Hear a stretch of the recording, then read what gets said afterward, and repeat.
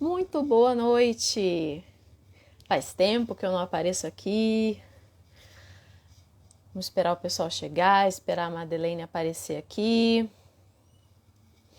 para a gente começar a nossa conversa sobre este livro fantástico que a Quadrante acabou de lançar, A Gênese do Gênero. Boa noite, pessoal. Vamos entrando, esperando a Madeleine chegar aqui. Tenho certeza de que essa live vai dar o que falar. Esperando a Madeleine chegar. E aí, pessoal, boa noite. Vamos entrando.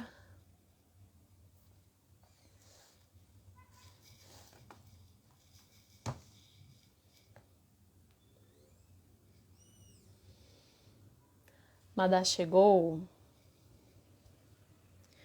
chamar a Madá aqui.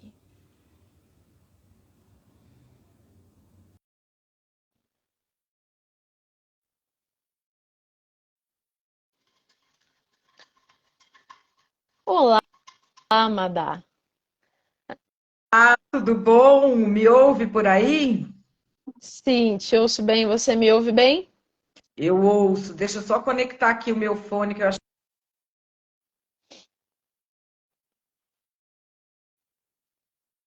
Você deu uma travadinha para mim agora.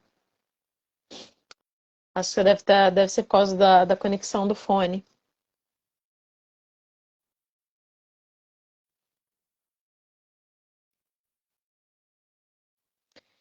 Pessoal, vamos entrando. A live com a Madeleine Laxo. Agora deu certo. Agora Agora deu foi? certo. Foi, Você está foi. me ouvindo bem? Tô, finalmente. Também te ouvindo super bem. Pessoal, vocês estão ouvindo bem a Madeleine? Estão me ouvindo bem? Tá tudo bem? Deixa eu só ver se o pessoal consegue responder a gente aqui. Pessoal, tá funcionando bem? Sinalizem aqui pra gente nos comentários pra gente poder começar. Bom, se não tem. Agora responderam aqui que tá funcionando bem. Bom, pessoal, muito boa noite. Estou muito feliz de estar aqui. Faz alguns dias que eu não faço live aqui no perfil da Quadrante. Vou me apresentar rapidamente e depois vou fazer uma breve apresentação da minha convidada. Meus convidados são sempre muito queridos, muito conhecidos, assim, sempre trazem seus fãs. E essa não é diferente, dispensa apresentações, mas vou me apresentar rapidinho, depois eu passo para a Madeleine falar um pouquinho. Pessoal, eu sou a Maria Clara Vieira, sou head de comunicação da Quadrante. Tem alguns meses que vocês têm me visto aqui no perfil, fazendo algumas lives, conversando com vocês sobre os temas que aparecem nos livros da Quadrante.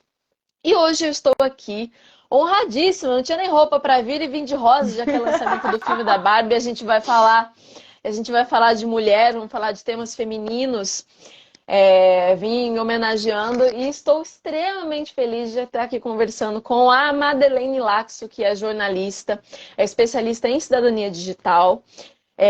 Enfim, eu vou deixar a Madá falar um pouquinho dela mesma, porque, enfim, acho que ela dispensa muito mais apresentações. Madá, me fala um pouquinho de você e da sua carreira. Bom, hoje eu sou colunista do UOL e da Gazeta do Povo, ao mesmo tempo. Eu também sou sócia da GoNew, que é uma edtech de lifelong learning para executivos, de educação continuada, um projeto muito legal. Eu atuo na área digital já faz bastante tempo, eu sou apaixonada por isso há uns 20 anos, e eu sou autora do livro Cancelando o Cancelamento, que é justamente sobre esse tipo de câncer social que a era digital acabou trazendo para a gente, né? Sim, Então, é uma tentativa de colocar novamente no debate, na convivência humana, as noções de perdão, compaixão e misericórdia, que acho que são noções que a gente perdeu um pouco, né? Sim, com certeza. Bom, pessoal, tive o prazer, a alegria de trabalhar junto com a Madá quando eu era repórter, eu era editora Sim. na Gazeta, a Madá era colunista ainda lá, né? Como a Madá própria falou, eu acho engraçado que ela sempre fala, né? Eu sou acho que a única jornalista do Brasil que trabalha na Gazeta do Povo e no UOL, que são veículos que têm linhas editoriais absolutamente opostas, né? Assim, acho que a única pessoa que tem a proeza de escrever para os dois veículos e manter a coerência, né? Assim, defender, se manter firme aos seus valores. Então, por tudo isso, mais um pouco, estou muito feliz de estar aqui com a Madá para conversar sobre este lançamento da Quadrante, esse lançamento Ó, fenomenal chamado A tô com Gênese do ele aqui. Gênero. Pois é um lançamento do Quid, nosso clube de leituras indispensáveis. Então, muita gente está perguntando lá no perfil. Ele é um lançamento que ele é exclusivo para assinantes do Quid, tá? Hum, Então, eu queria aproveitar, eu queria começar a nossa conversa, Madá, já que a Madá se apresentou e falou que ela é especialista, né, em internet, nessa convivência toda. O livro A Gênese do Gênero, né? Vou falar um pouquinho para vocês. A autora, Abigail Favale, ela é americana. E o livro ele vai contar um pouco da história das teorias de gênero que hoje dão o que falar nos jornais, enfim, na imprensa. Todo mundo que está aqui com certeza já ouviu falar nesses jargões, né, em gênero neutro, já ouviu falar que você, até antes do gênero neutro, né, que você precisa falar eles e elas o tempo todo, professores e professoras, né, você precisa, porque a língua é machista, então você tem que falar do feminino, o gênero neutro, toda a questão envolvendo sexualidade, ela está o tempo todo presente. Esse livro vai contar um pouco da história de como essas teorias foram formadas, como é que elas nasceram, né? O que está por trás dessas teorias e as consequências dessas teorias no mundo e, sobretudo, na vida das mulheres, né? A autora é uma mulher, obviamente, então eu acho que esse livro tem esse olhar especial, sim. sabe? Assim, é uma mulher falando de mulheres e principalmente para mulheres, mas não apenas. Então, Adá, eu queria saber, assim, quando você começou no jornalismo, o discurso público sobre as mulheres, eu imagino que ele fosse muito diferente. Né? Eu já lembro que, para mim, já é diferente o discurso que se fala quando se fala de mulheres de quando eu entrei na faculdade e o que eu vejo hoje. Né? Então, eu queria saber, Amanda, nesses anos de carreira, observando, trabalhando com o discurso público, com as redes sociais, e também de ativismo pelas mulheres, né? Que eu lembro que lá na sua bio da Gazeta você fala que você é uma ativista dos direitos e da proteção da mulher. Como que era esse ativismo há 10, 20 anos atrás e por quais transformações ele chegou até o momento que ele está hoje? Olha, quando eu comecei a minha carreira, 27 anos atrás, era um ativismo por busca de espaço, busca de questões reais, porque tinha coisas assim. Qualquer mulher que apresentava jornal eletrônico na década de 90 vai te explicar como é que a gente aprendia a apresentar o jornal. Tem a escalada de manchete. Sabe quando vai falando uma notícia depois da outra, que é aquela abertura do jornal? Como que Uhum, apresenta a escalada de manchete? O homem é primeiro. Ponto. Era assim uhum, que a gente aprendia. E a gente nem questionava, porque era tão estranho uma mulher poder estar naquele espaço que a gente não questionava. E aí o que acontece é que as pessoas que querem uma coisa, têm capacidade e estão sendo embarreiradas, porque existe uma política oculta de cotas, né? Que havia uma política de cota para homem, né? Podia ser burro, medíocre, não sei o que, ele estava lá. Mesmo tendo alguém que estudou mais que ele, que é melhor que ele. Ele estava lá que tinha a cota do homem burro. Essa cota do homem burro foi caindo. uhum, Por várias coisas. Primeiro, porque assim, as mulheres começaram a se preparar muito. Que isso foi uma coisa que aconteceu demais, assim.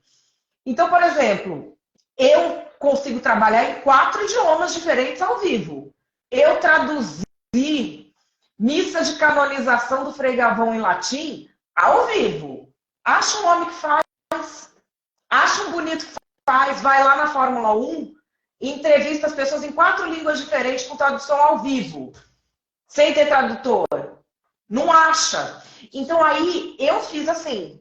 Outras pessoas ganhavam espaço de outra forma. Eu lembro que na economia, muita mulher foi ganhando espaço. Uma inspiração assim pra gente é a Leda Nagli. A Leda Nagli foi uma mulher que, nossa, foi com aquele jeito da Leda, né? Que a Leda é aquela coisa, ela leva tudo na boa, é aquela coisa carioca, não sei o quê, foram abrindo espaço. E o que aconteceu é, nós conquistamos um espaço efetivo e isso gera um ressentimento. E gera um ressentimento por quê? Porque dobra o número de competidores, não dobra o número de vaga. Então vai ter gente descontente aí no meio. E esse ressentimento, o que acontece é que com as redes sociais, ele começa a ser massa de manobra política. Então a gente vê vários tipos de movimento, tanto atrelados à política, quanto atrelados ao mercado mesmo, que vem no sentido de tirar a mulher do espaço público. E sempre muito escamoteados, porque a sociedade não admite mais isso. Imagina, qualquer ideologia política, se o cara chega hoje e fala, olha, nós não podemos mais ter mulher no espaço público. É doido, doido, bicho, tem que internar. A sociedade não está mais nessa. Só que, se ele junta uma turma para ficar assediando mulher o dia inteiro até tornar a vida dela insuportável, e ele finge que é um debate político, ele está fazendo a mesma coisa. E isso existe. Se ele começa, por exemplo, dizer que mulher não pode participar da discussão sobre a definição de mulher, ele está tirando a mulher do espaço público na prática. Que, aliás, essa é uma discussão que no Brasil as mulheres nem têm. Eu fui para os Estados Unidos agora, eu não sabia, fiquei chocada.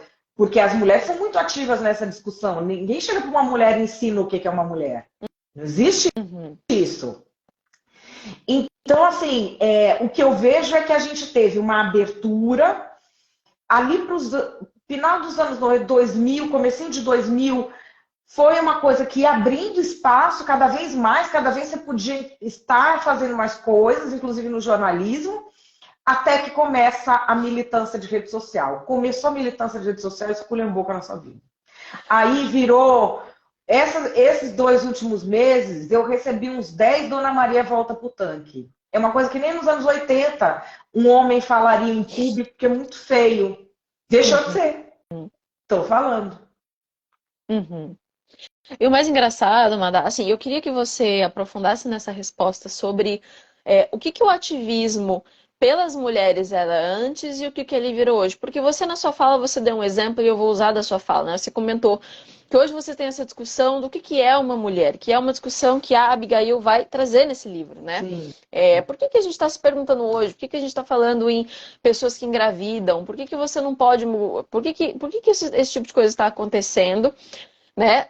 Sendo que, assim, há 10, 20 anos atrás, eu acredito que quando você começou a trabalhar, pelo que você está me contando, a solicitação era, gente, eu sou preparada, eu estudei, eu posso estar aqui, eu mereço estar aqui. Por que tendo exatamente as mesmas capacidades intelectuais, desejando, querendo, não estou falando nesse sentido de igualdade entre homem e mulher, a igualdade física, biológica, mas uma capacidade intelectual, né? Eu cheguei lá, eu tenho o mesmo nível que você. Por que eu não posso estar no mesmo lugar? Por que tem essa cota?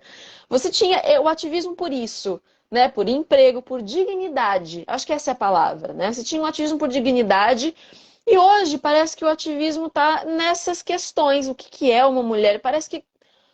Como assim? Não é uma coisa meio descolada da realidade, sabe? Como é que você enxerga essa transformação? Como que uma coisa que começou isso, nessa luta por dignidade, por espaço, chegou no que a gente está vendo hoje? Acho que conquistou dignidade e espaço demais, e quem está no poder e quer manter o status quo, arruma diversionismos para fingir que é movimento, aí o trouxa embarca, porque a pessoa que ela é inútil, ela quer, eu quero defender o feminismo, a pessoa não lava um copo. Aí você dá, é verdade.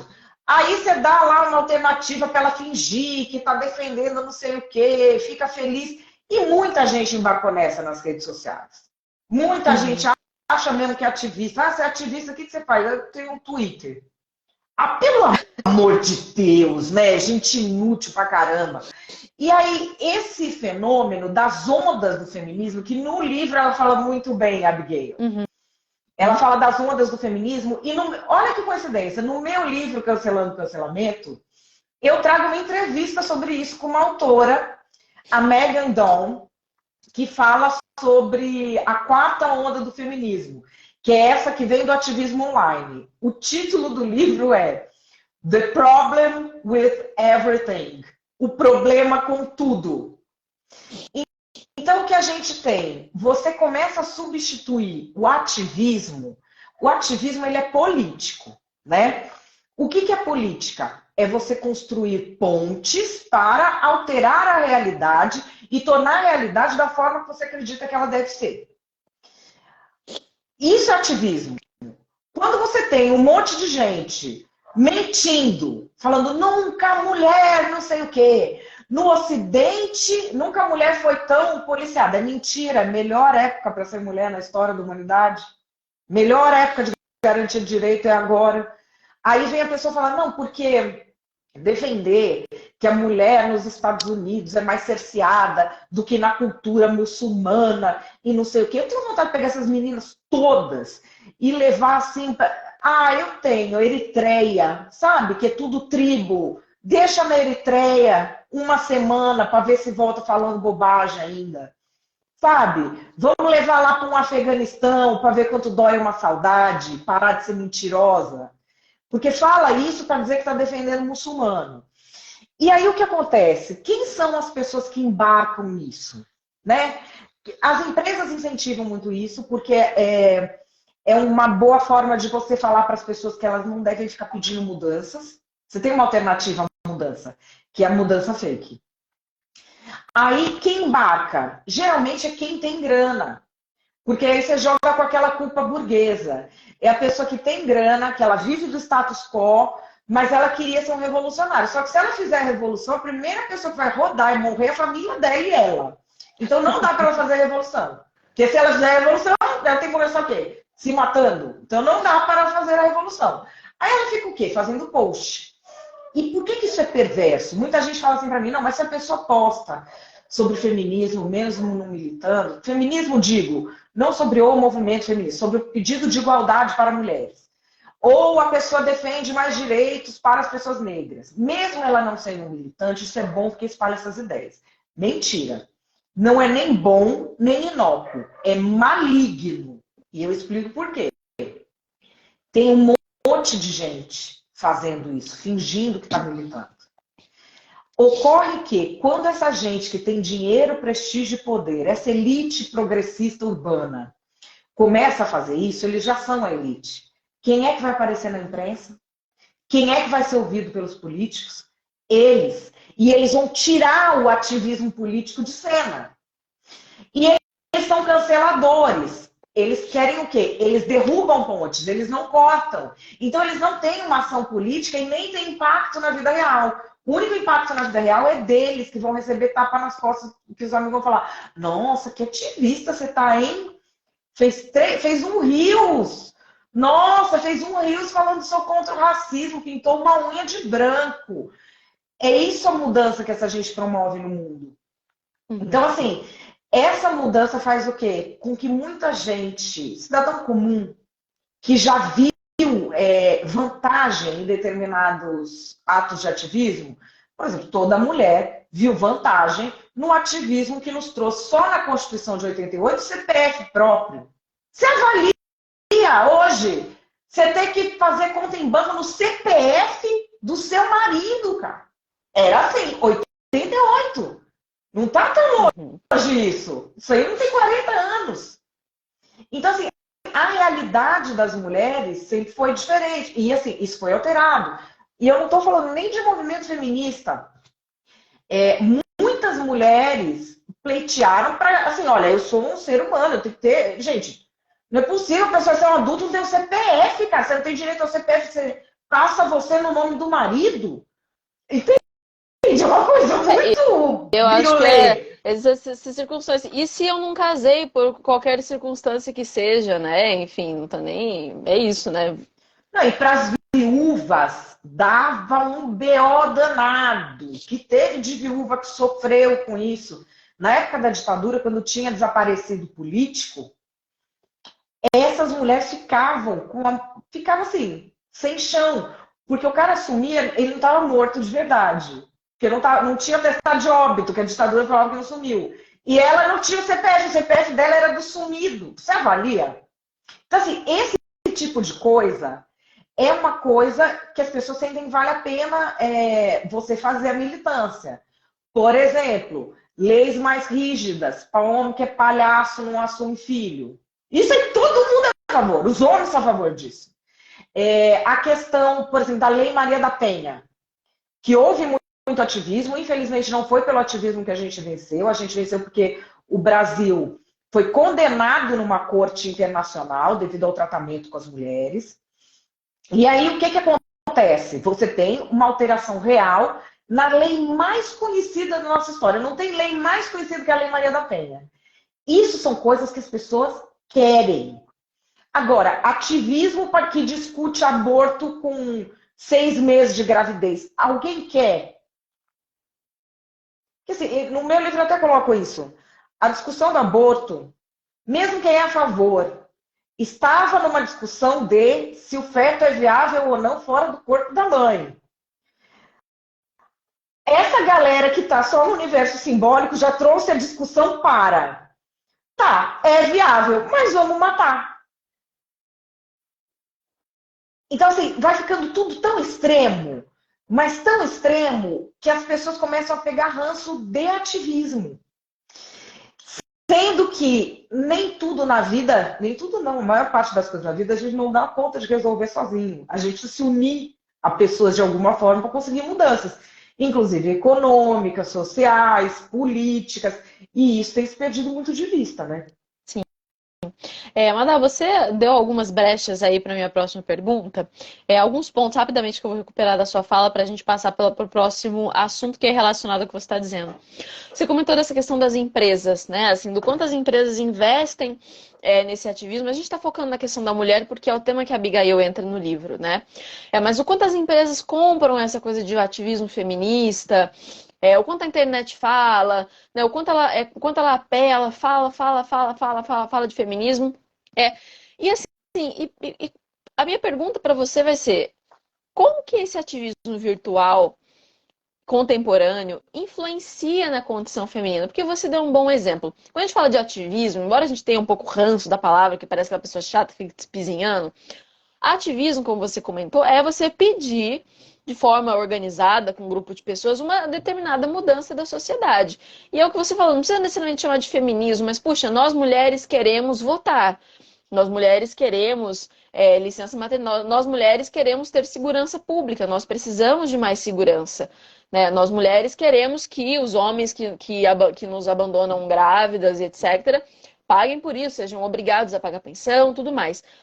Você tem uma série de proteções que são dadas à mulher, e aqui vem o pulo do gato, por ser mulher. Né?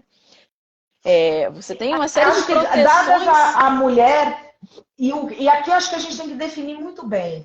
Você tem uma série de proteções dadas à mulher devido a uma questão histórica de que os seres humanos cujo corpo foi projetado para gestar uma vida que é semente de outro corpo, quem tem esta condição biológica, fática, objetiva, você tenha filho ou não, você se descubra estéril. Se você é uma pessoa que nasceu com um corpo projetado para gerar filhos, você é de uma linhagem que passa por milênios sendo considerada de segunda categoria. Há menos de 100 anos é considerado um ser humano igual ao homem. E assim, no espaço público está conquistando ainda. E tem, assim, essa realidade de ser cobrada para ser igual a um homem se quiser estar no espaço público. Quanto que tem de mulher que se masculiniza. Então, acho que é disso que a gente tem de falar. Quando você tem uma pessoa... Eu não quero saber de identidade sexual, de não sei o quê, porque isso é subjetivo. Você precisa perguntar, a pessoa precisa pensar, precisa não sei o quê. Você tem um bebê. Você olhou o bebê. O corpo é feito para quê? Para ter uma semente que brota no corpo de outra pessoa ou para gerar uma vida? Para gerar uma vida dentro dela. Já vai ser tudo diferente. Em diversas culturas. E inclusive na nossa. E é diferente. E o jeito mais eficiente de você aprofundar a opressão contra a mulher é fingir que é igual. Porque não é. Então, era esse ponto que eu queria chegar, né, Madá? Você comentou isso e você falou da maneira como a Abigail coloca no livro, né? Assim, o que que define o corpo feminino? É um corpo que tem a potência de gerar vida. Né? A gente não está entrando aqui no mérito e eu acho muito bonito que ela tenha essa sensibilidade. Se você não foi mãe ainda, se você escolheu não ser mãe, seja porque foi religiosa, seja porque não quis, enfim, você pode ter tido várias escolhas.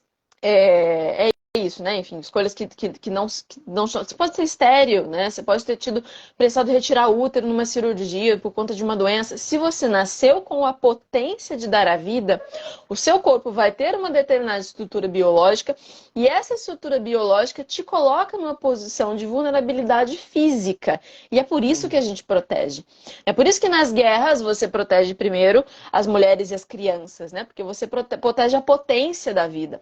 Então, o que eu queria te perguntar aqui? Quando o ativismo contemporâneo ele descola do corpo feminino, ele descola dessa realidade que a gente está colocando, mulheres e homens são diferentes, né? Não em capacidade intelectiva, não em graça, não em, enfim, em identidade, mas biologicamente, né? Em uma situação ontológica, quando você descola do corpo feminino e você passa a tratar ser mulher ou ser homem só no campo da linguagem ou da performance, quais barreiras e quais problemas que esse ativismo gera? Primeiro que todo ativismo que é descolado da realidade, nem ativismo ele é. Começa daí. Se você está fazendo qualquer ativismo não levando em conta que o que manteve a mulher em posição de ser dominada por milênios é justamente a característica biológica, e aí muitas pessoas argumentam comigo, não, mas travestis também são de forma diferente e por razão diferente.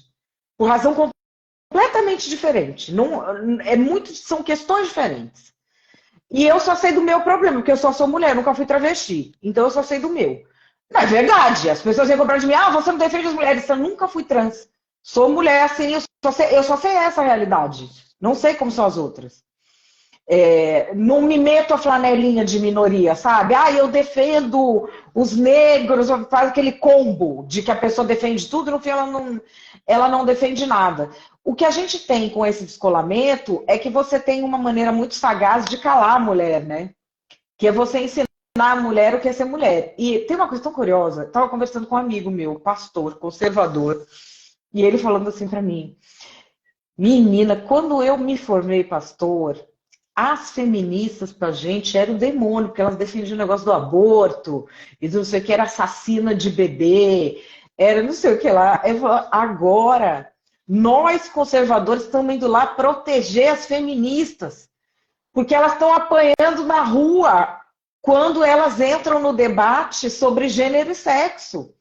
Tem parada, vocês veem esses vídeos toda hora. Gente em parada gay, que nunca foi esse o objetivo de parada gay, né? Você mandar bater em mulher. Gente em parada gay tomando o microfone e mandando bater nas mulheres que eles consideram as feministas radicais fora do Brasil. E a gente acha isso muito extremo. Mas fora do Brasil ainda tem a feminista radical. Aqui é tão machista que nem isso mais pode ter. Você começa a fechar o cenário para mulher, aqui a galera já vai com o pé no peito. A feminista radical fora do Brasil, ela discute a questão de gênero e sexo livremente e ela fala livremente o que ela pensa. Aqui você não pode ter isso. Você não pode ter isso. Uma feminista ou uma mulher religiosa, como é o meu caso, não pode dizer o que ela pensa sobre gênero e sexo, porque ela vai sofrer punição. Por outro lado, o presidente da Câmara, agora poderosíssimo, é um cara que comprovadamente, como a gente mostrou no UOL, batia na mulher dele. E quem diz não é a mulher dele, é a mãe dele que tirou ele de cima da mulher. A mãe, gente da família, empregada. Cara que espanca a mulher. Esse aí está abraçado com o presidente da República, com os outros deputados, com o ministro do STF. Ninguém abre a boca para falar um A. Por quê? Porque mulher tá aí para ser esculachada. Então, você abre a boca, você toma. Se apanhou, você tem que calar a boca.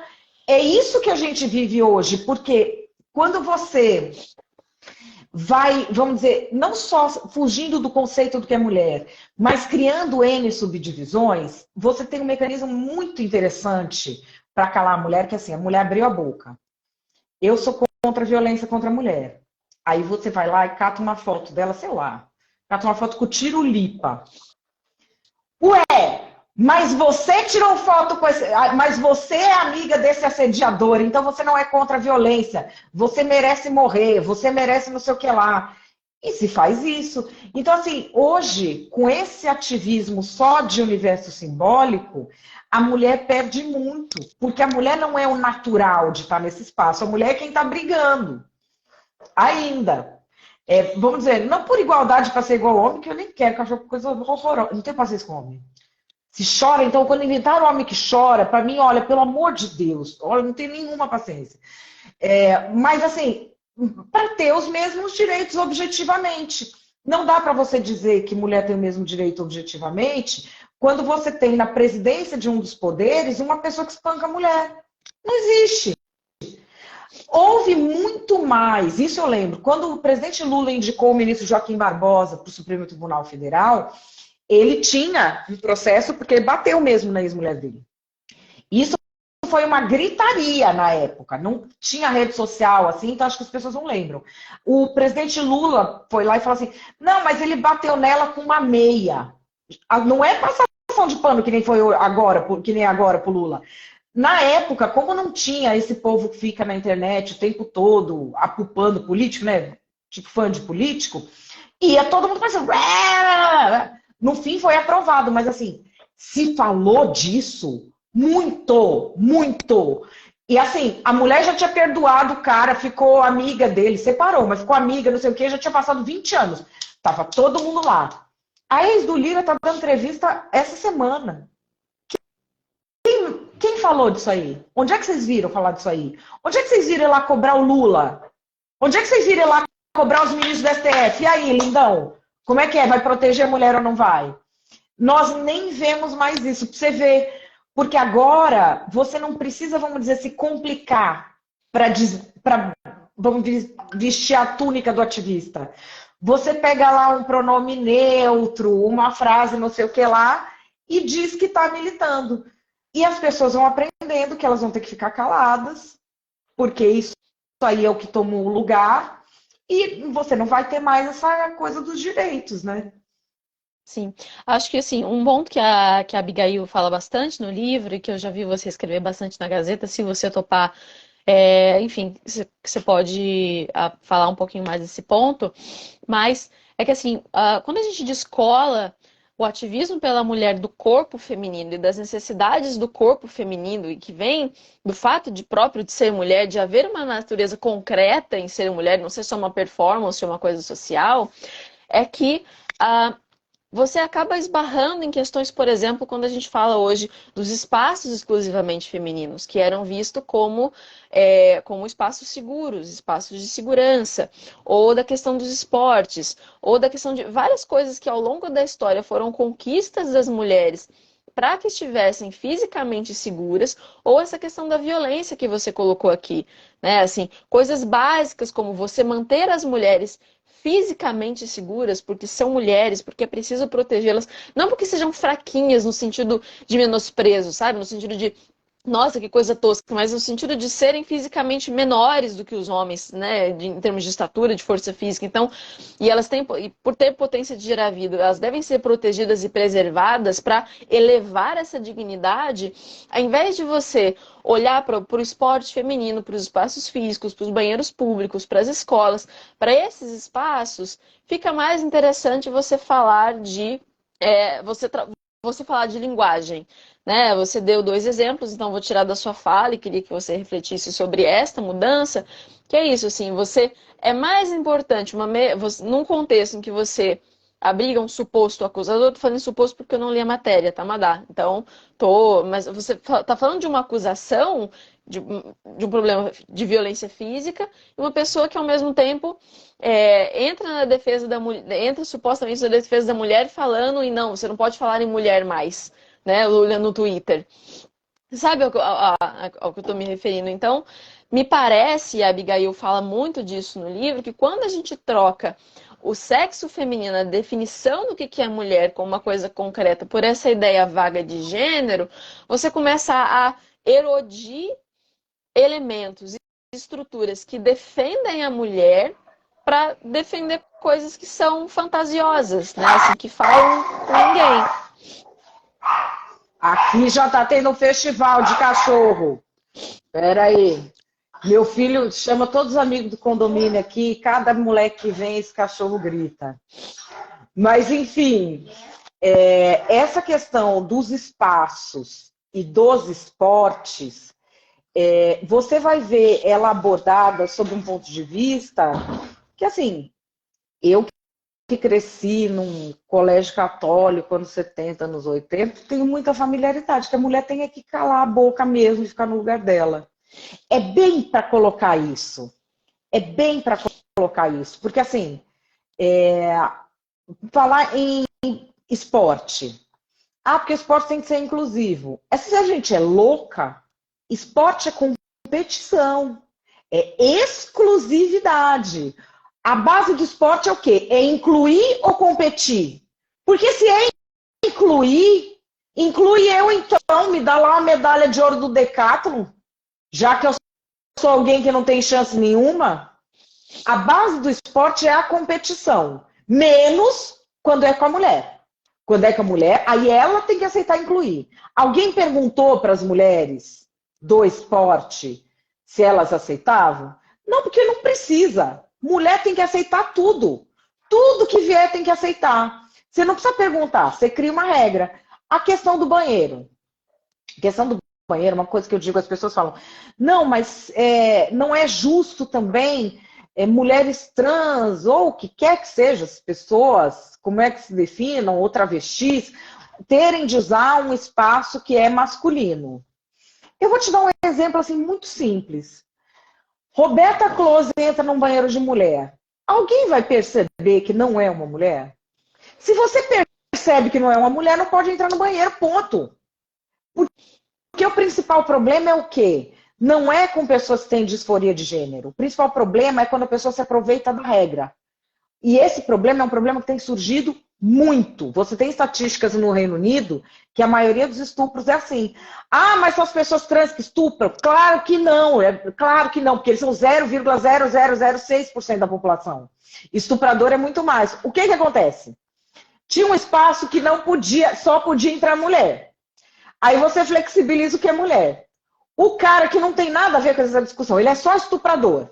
Ele é só estuprador. Ele vai falar, opa, tem um jeito de eu entrar lá. Porque quem define o que é mulher não é autodeclaração? Ele vai lá e entra. É o que está acontecendo. Esse que é o problema. O problema é uma regra frágil da qual que vai ser aproveitada por muito mais gente criminosa do que a quem ela se destina. É essa que é a questão. Aí vão aquela história. Ah, não, então vamos fazer banheiro unissex. Quer dizer, é gente muito louca, né, cara? Vamos fazer um banheiro unissex em faculdade. Isso mesmo. Isso mesmo. Pensa uma coisa que vai dar certo no mundo. É um banheiro unissex em faculdade. Isso por todos os motivos. Quem é o demente? Uma pessoa que bota um banheiro unissex em uma faculdade tinha que fechar a faculdade, porque a pessoa é louca.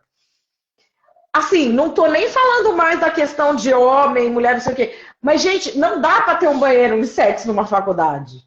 Não dá. É a idade dos hormônios. E aí acontece o que na Embi Morumbi? O rapaz que ficava filmando as moças por baixo da porta. O que acontece? Ele tá lá filmando as moças por baixo da porta. Toda vez, esses espaços foram criados exatamente porque nem é por causa da maioria dos homens. A maioria dos homens, o problema dele é que eles são porcos no banheiro. Eu não gosto de dividir o meu banheiro com meu filho, por exemplo. Já acho um homem no banheiro é uma coisa horrorosa. Mas não foi por isso que dividiram. Foi por causa de uma minoria de homens violentos que se aproveita daquele momento em que a mulher está vulnerável, que a mulher tirou a roupa, que a mulher está não sei o quê, para cometer violência. É para isso que foi criado. Se a regra que você fala que é inclusiva protege mais as mulheres nessa situação, não é uma regra inclusiva, é uma regra que exclui. E, na verdade, uma vez, Madá, eu queria até trazer um ponto que uma vez eu apurei numa reportagem que eu nunca tinha pensado nisso, é que, assim, quem usa mais banheiro público, né, assim, via de regra, são as pessoas mais pobres, né, assim, dependendo do ambiente onde você está, onde principalmente se precisa dos espaços públicos, são as pessoas que não têm dinheiro para pagar e para frequentar os espaços que são privados. Então, não estou nem dizendo que no espaço privado daria certo, tá? Mas só para entender a gravidade da questão no espaço público. Quando você está falando dessa questão da regra ser mais exclusiva, mais excludente do que ser uma regra que ajuda as pessoas.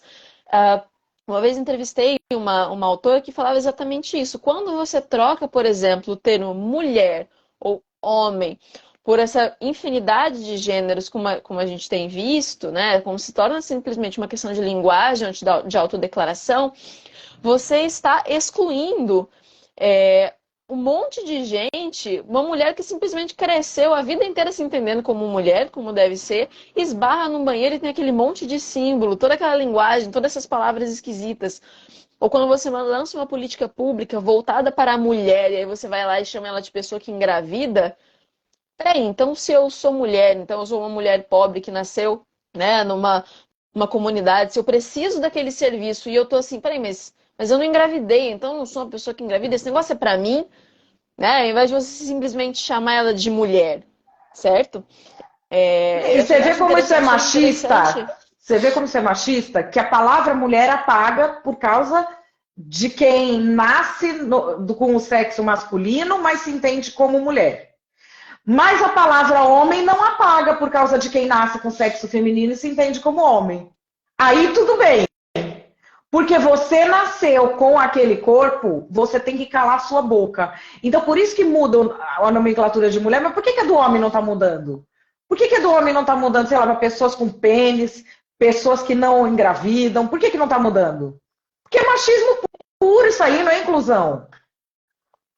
Agora, eu queria mudar assim um pouco da nossa pauta, já que a gente está falando, né, desse ativismo, de história com ativismo, queria voltar um pouco pro livro, né, da Gênese do Gênero, e repetindo para quem chegou agora, né, o pessoal as lives são dinâmicas, o pessoal vai entrando e vai saindo.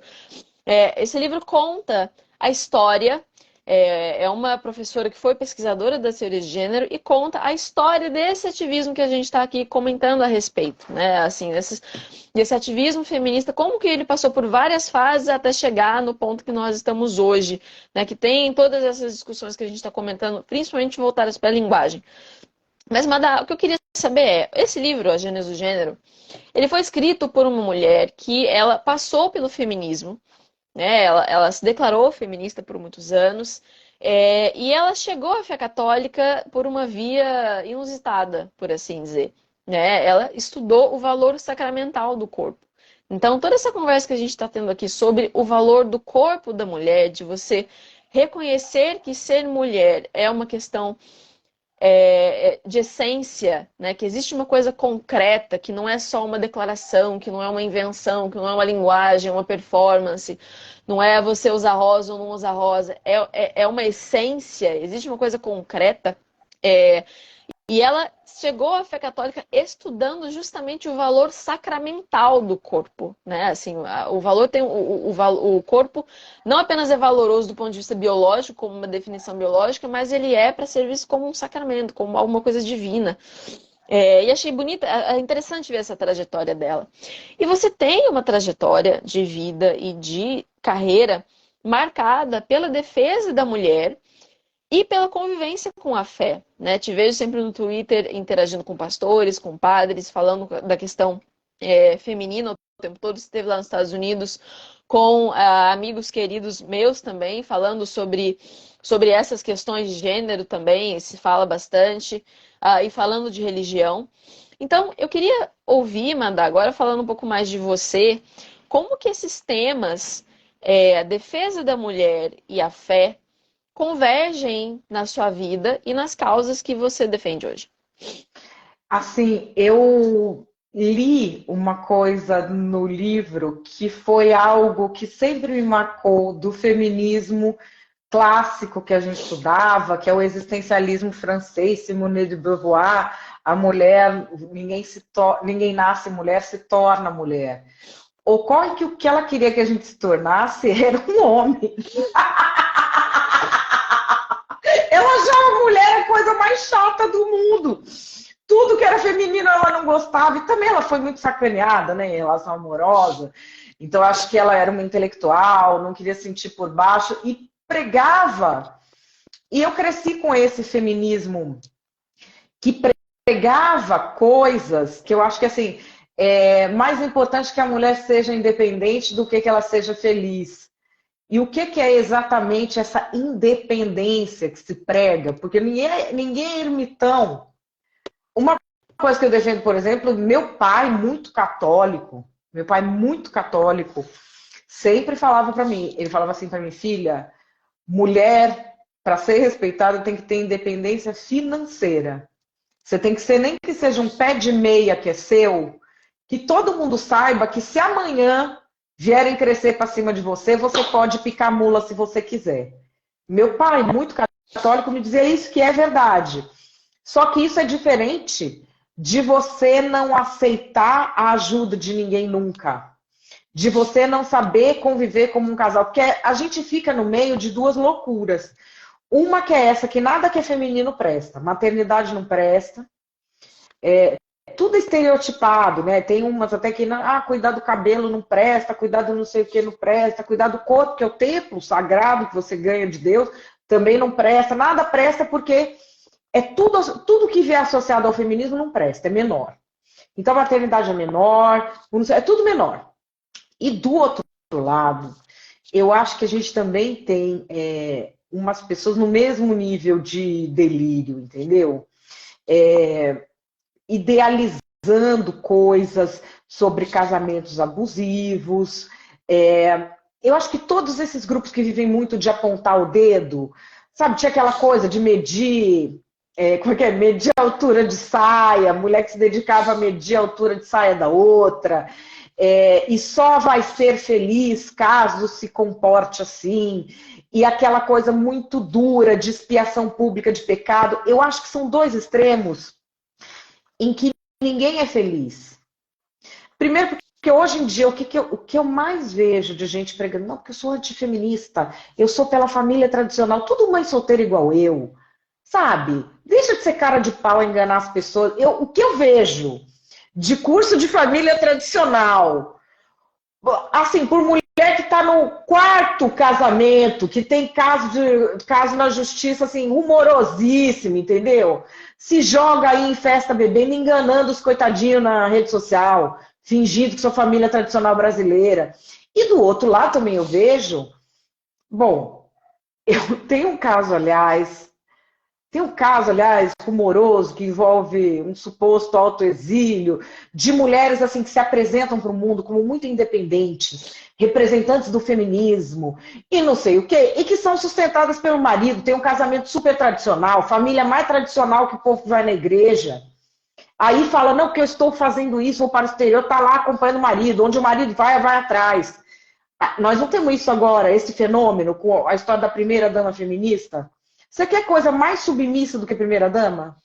Primeira dama é uma posição de submissão total. Você não tem vida, você abre mão da sua vida em nome do homem que você ama. E isso é uma decisão de cada mulher se quer fazer ou não. Mas que não é feminismo, não é. Então, assim, você tem de um lado a que prega feminismo, mas o que ela tá feliz mesmo é com a família tradicional que ela tem, conservadora. Que é tudo de um jeito conservador. E do outro lado, você tem um monte de gente nas redes falando contra o feminismo que leva a vida feminista. Então, assim, entre esses dois extremos, nunca a gente vai ficar bem. Acho que existe uma coisa que é o seguinte: as teorias feministas que a gente tem propõem à mulher uma independência, uma realidade que na nossa sociedade não vão trazer felicidade. E isso não é dito às mulheres. E isso de você, por exemplo, não, você tem que buscar primeiro a profissão e depois uma família. Primeiro não sei o quê e depois não sei o que lá. Até o primeiro dia que você fica doente. Até o primeiro dia que você sofreu um acidente. Então, assim, não é verdade que isso vai te trazer a felicidade. Como do outro lado, também não é verdade que toda família vai ser perfeita. Uma coisa que eu sou contra é a pauta religiosa ser mais centrada em costumes do que em fé. A sua família pode não ser perfeita, você pode ter N problemas, você pode ter tentado um determinado tipo de vida, de relacionamentos, porque você acreditava correto, se eles não deram certo, mas a sua relação com Deus não muda. A Eu sua acho relação com o que filho amado de Deus não vai mudar, porque esses percalços ocorreram. E eu acho que a pegada religiosa tem que ser mais por aí do que por ficar ditando regra, né, na vida das pessoas. Assim, eu acho que tem um ponto, só para comentar um comentário que teve aqui, Madai, acho que você me corrige se eu estiver enganada. Quando você comentou que, né, que essa coisa de a primeira-dama é uma posição submissa, que não tem nada de feminismo, não é que tem um problema você abandonar tudo para estar atrás do homem que você ama, né? Assim, acho que é perfeitamente legítimo. O que eu acho que a Madá está apontando, né, para quem está comentando aqui nos comentários, é essa contradição de você ficar apregoando uma ideologia que diz que você não pode se submeter a nada e se colocar numa posição que Sim. exige essa submissão, né? Acho que a Mara está apontando essa contradição, não é a É escolha a em si de ir estar com o contradição, marido. porque até, olha, uma feminista histórica que foi primeira-dama, Dona Ruth Cardoso. Só que a Dona Ruth não era mentirosa. Então ela não falava que ela estava defendendo o feminismo como primeira-dama. E tem uma entrevista dela que foi muito importante para mim quando eu era jovem, que ela falou que ela ficava numa posição muito incômoda, porque ela fala assim: eu preguei a minha vida toda a independência da mulher. E aqui estou eu, largando tudo para acompanhar o meu marido.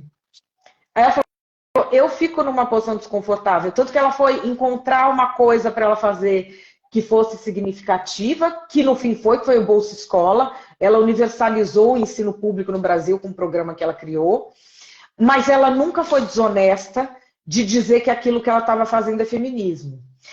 Hoje dá para fazer isso por quê? Porque dá para você fingir que é feminista. Você tem a atitude que você escolheu ter porque é da sua vida, você não deve satisfação a ninguém, que não tem nada a ver com feminismo. Como é que você faz para continuar fingindo que você é feminista e ficar naquele grupinho? Você posta coisa na rede social, que vai ter gente que vai acreditar que isso é feminismo. Então, assim, são coisas diferentes, né? Então, o que eu acho que é desonesto, porque assim, se uma mulher acha que o feminismo é melhor que isso, que aquilo, por que o que ela escolhe para ela é a família tradicional? É ela largar tudo para ir atrás do marido? Ela está mentindo para as mulheres que a receita de felicidade dela é o feminismo. E isso eu acho que no meio feminista existe muito. A pessoa fala aquilo porque ela acha bonito falar, ou porque ela quer, acha bonito ser independente, isso e aquilo, mas a escolha dela é pela família tradicional conservadora, a escolha dela de felicidade. E de repente ela não gosta de falar isso, ou tem preconceito, mas ela efetivamente faz essa escolha. E no meio feminista tem muito isso. Só que boa parte das mulheres, inclusive eu, só vai perceber isso quando tem mais maturidade. Você pega as fotos das festas e fala assim: não, peraí, tá todo mundo com seu maridinho bonitinho, casado aqui? E aí o marido arrumou um emprego em outro país, todo mundo vai junto com o marido, volta junto com o marido, planeja as férias, o marido que vai lá, o marido que paga, você sai com todo mundo, os maridos que pegam a conta para pagar. Então, desculpa, isso aqui é feminista? E por outro lado, também a gente vê gente que fala que é conservadora e que o cara não ajuda nada em casa, a mulher que está fazendo tudo, o cara não passa tempo com os filhos dele, ela que tem que cuidar, ou então aquela brigaiada dentro de casa, não é? Que fala que a família é feliz e que isso, aquilo e aquela brigaiada, que não é uma família feliz coisa nenhuma, que cada um de repente tem ali a sua vida separado e posa para todo mundo que tá tudo bem. Então, assim, a escolha que essas pessoas fizeram, também tem isso, pessoas que posam como quem escolheu a família tradicional, quando não escolheu. E eu acho que isso, sobretudo na cabeça do jovem, é uma coisa que fica muito problemática, porque ele vai na igreja, os mais ruidosos, os que mais falam. Aliás, São José Maria Escrivá fala isso, né? De se arrepender, de falar, você se arrepende, de calar nunca. Então, quem fala muita coisa para se arrepender sempre nas igrejas é quem está lá julgando o outro, né? As pessoas que acolhem a gente, as pessoas que querem saber das nossas dores, as pessoas que ajudam a gente a se reconectar sempre com Deus, a se reconhecer sempre como filhas amadas de Deus, as pessoas que ajudam a fazer isso, geralmente elas fazem em silêncio. É aquela pessoa que fala, vem aqui, vamos tomar um café ali, vamos comer um lanche aqui, te falo um negócio, te falo, de repente aquela pessoa muda a sua vida. E o mais ruidoso, o que está toda hora batendo no peito, que ele é religioso, muitas vezes ele é o que tem a vida, vamos dizer, menos dentro daquela conformidade que você espera de uma pessoa religiosa. E do outro lado acontece isso também, né? Então, acho que para o jovem, Maria Clara, é muito difícil, porque até ele se ligar que quem é mais ruidoso geralmente é quem está tentando se convencer de que é o que não é, ele demora o tempo. E aí ele vai no embalo imaginando que vai ser feliz igual aquela pessoa. Sim, acho que um ponto que você comentou e que eu acho que, né, para a gente começar a encerrar a nossa conversa, é mais o ponto dessa contradição, né, Madá, que, assim, que você aponta aí, e eu conheço bastante gente, assim, né, que fala, que prega esse feminismo de independência cósmica, né, assim, eu não, essa coisa meio trabalhe para não depender de ninguém, mas você sempre vai depender de alguém, né, assim, e mesmo que você pague todas as suas contas sozinha, você depende do seu porteiro para manter, para guardar o seu prédio, você depende do seu zelador, você depende de uma rede de pessoas que existe ao seu redor. Então, e ainda assim, essas pessoas que pregam esse feminismo cósmico, esse isolamento, e na vida pessoal têm escolhas que elas tratam como conservadoras porque porque trazem alguma estabilidade e ficam apregoando uma coisa distinta, né? Agora, Madá, assim, eu queria terminar falando rapidamente do livro, né, e vou deixar você dar as suas últimas palavras sobre o livro, sobre esses assuntos que a gente comentou, sobre o ativismo virtual contemporâneo, os caminhos que ele tomou, e como que ele afeta a vida das mulheres. Falando que, assim, eu acho que a gente tem uma diferença de idade, a Abigail tá talvez no meio de nós duas, mas que esse livro também fala bastante para mim e acho que vai conversar com o público que está assistindo a gente aqui, porque ele é isso, é o relato de uma mulher que viu, que conheceu essas teorias de perto, que explica como que essas teorias geraram esse feminismo que a gente está vendo nas redes sociais, que fala de gênero, que fala de linguagem, que muda termos que a gente já conhecia, que inventa termos novos. Como que a gente chegou nesse ponto? Quais são as consequências desse ativismo para as mulheres?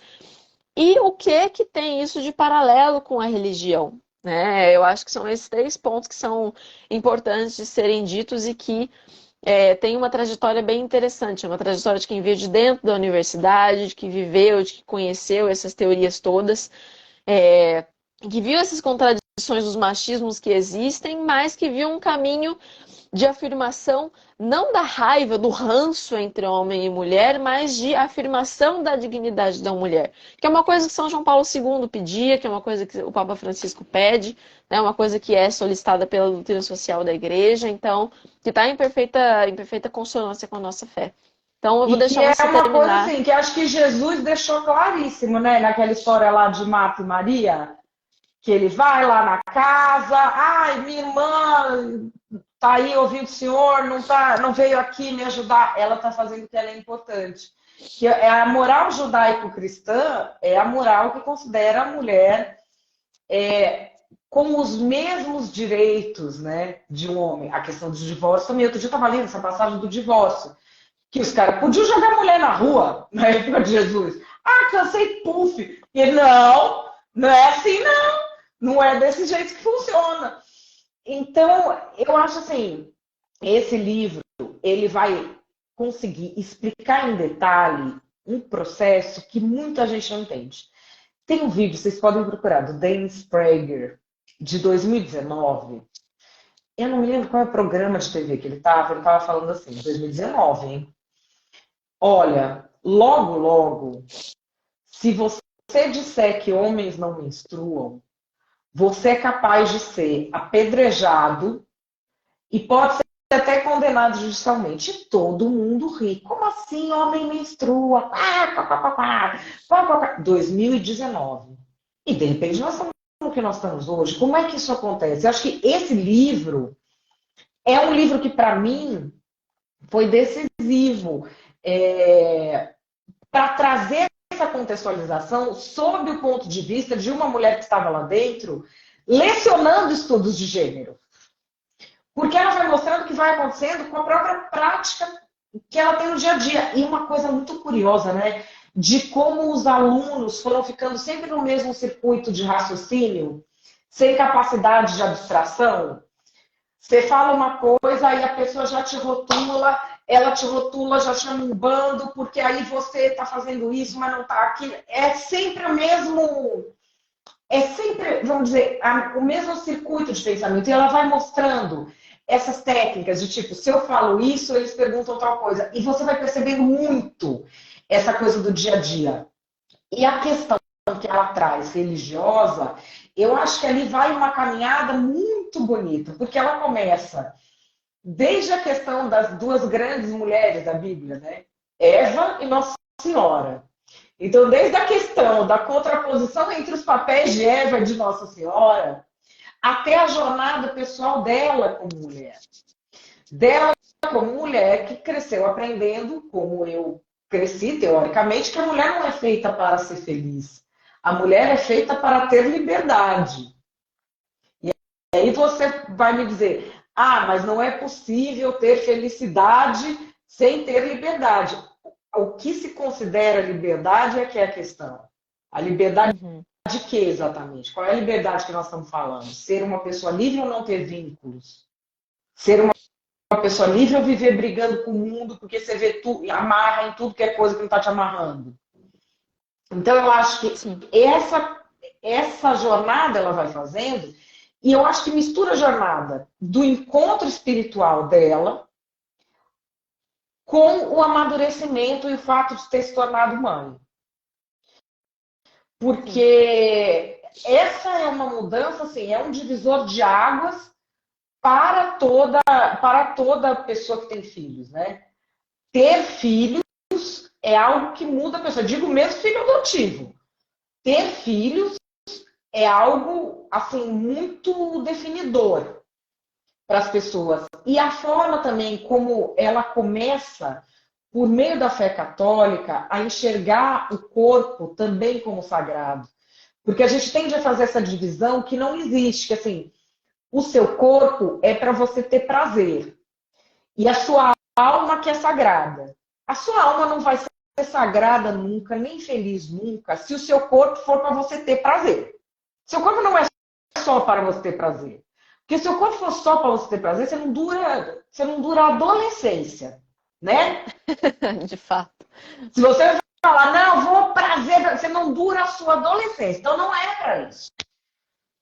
Não estou falando assim, prazer é pecado, eu não acho isso. O que eu estou falando nós temos hoje uma ideologia da busca do prazer como centro da vida humana. E isso tem tornado as pessoas infelizes. Porque a busca do prazer, que é tal da coisa da serotonina com a dopamina, a gente vê muito isso, né? São hormônios que tem dentro do corpo. A serotonina dá o prazer, a dopamina dá vontade de buscar mais. Aí por isso que o povo fica xingando os outros na internet. Xinga, tem prazer, para de xingar, precisa voltar lá para ficar xingando os outros. Isso é uma sociedade que prega a busca do prazer como centro da sua vida. Ou a busca do prazer sexual, ou a busca do prazer de se dizer mais virtuoso que os outros. A busca de qualquer prazer, ela virou como uma ideologia que seria o centro da vida humana. E o centro da vida humana não é a busca do prazer. Você não vai encontrar ninguém numa UTI arrependido de ter buscado menos prazer.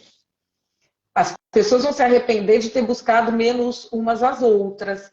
Elas vão se arrepender da espiritualidade que não tiveram. Elas vão se arrepender de coisas mais profundas. Então, acho que isso também de refletir em que medida... eu acho que o texto dela é muito bom, porque ele é tão franco que você se dispõe a refletir em que medida a gente também é contaminado por essas coisas sem perceber. Sim. E essa é uma reflexão fundamental para a gente fazer nos dias de hoje. Acho que para a gente terminar, Amada, eu vou deixar você se despedir. Uma coisa que eu acho importante que ela fala no livro, que nós colocamos na primeira peça de divulgação da Gênesis do Gênero, que está lá no nosso feed, é assim, é essa reflexão. Quando a gente muda a visão do que é ser homem ou ser mulher, do que é o feminino, do que é o masculino, que não são coisas estanques no sentido de que não é que elas são fluidas e que tudo é festa, mas é que eu, Maria Clara, sou mais Barbiecore, né? Assim, sou mais Barbizinha. Madá, como vocês podem ver, não é tão Barbizinha, né? Somos duas Santa mulheres, Joana d'Arc é outra parada, já outra. exato. Santa Joana d'Arc também não era Barbizinha. E todas nós, né, nós duas assim, nós duas aqui, Joana d'Arc lá, mas somos todas mulheres, né? Nenhuma de nós se torna menos mulher porque expressamos nossa feminilidade de formas diferentes. Né? Acho que a Abigail também fala num trecho do livro. Você pode olhar para São Francisco de Assis e São Luís, o que foi rei da França. São formas de masculinidade completamente diferentes, né? Você vai olhar para santos que foram pais de família, um São Thomas More. Ele exerce, ele manifestava a masculinidade dele de uma forma diferente, todas dentro do escopo de masculinidade. Não se trata de relativizar um que é um homem, mas de dar faces diferentes à masculinidade, né? O que é um dom divino. O mesmo acontece com a feminilidade. Então, acho isso muito bonito no livro. E, é, e acho bonito quando ela coloca, o que eu coloquei lá na peça que está no nosso feed, assim, quando a gente deixa de olhar para o masculino e feminino desta forma, e a gente começa a olhar para o masculino e feminino como esse monte de nomes que a gente precisa olhar com uma grande obsessão, isso é só uma modinha ou isso é uma mudança na forma como a gente se enxerga? Né? A gente se enxerga como um ser íntegro, com um corpo e com uma alma que são íntegras, ou a gente se enxerga como uma grande colcha de retalhos que parece que não tem muito nexo? Né? Eu acho que essa é uma reflexão que ela faz. Eu queria deixar a provocação para o pessoal ficar com vontade de ler o livro. Bom, Madá, já está dando a nossa hora. Vou deixar você se despedir do público, né, das suas últimas palavras, mas desde já eu te agradeço imensamente por ter topado conversar comigo, por topar estar aqui com a gente, por dispor do seu tempo e já começar a reforçar, pessoal, assinem o Quid para ler A Gênesis do Gênero da Abigail Favale. Olha, eu que agradeço. Amei esse livro, viu? Amei, amei. Realmente, olha, e nos tempos de tanta dureza, ela escreve com uma delicadeza, assim, sensacional.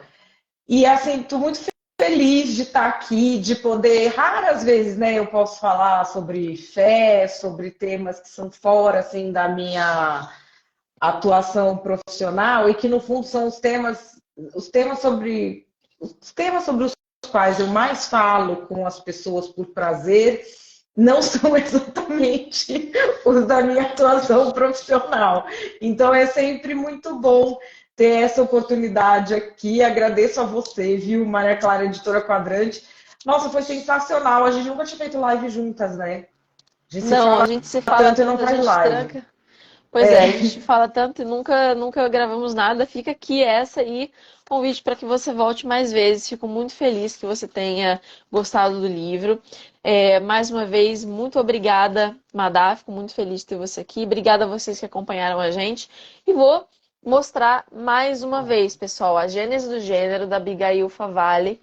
É o novo livro do Quid, o Clube de Leituras Indispensáveis da Quadrante. Vou explicar rapidinho como funciona. Você pode assinar um plano full e você recebe a cada 2 meses um livro inédito na sua casa. Você vai receber, o primeiro livro vai ser A Gênese do Gênero, da Abigail Favale, mas vem muita coisa boa por aí, tá?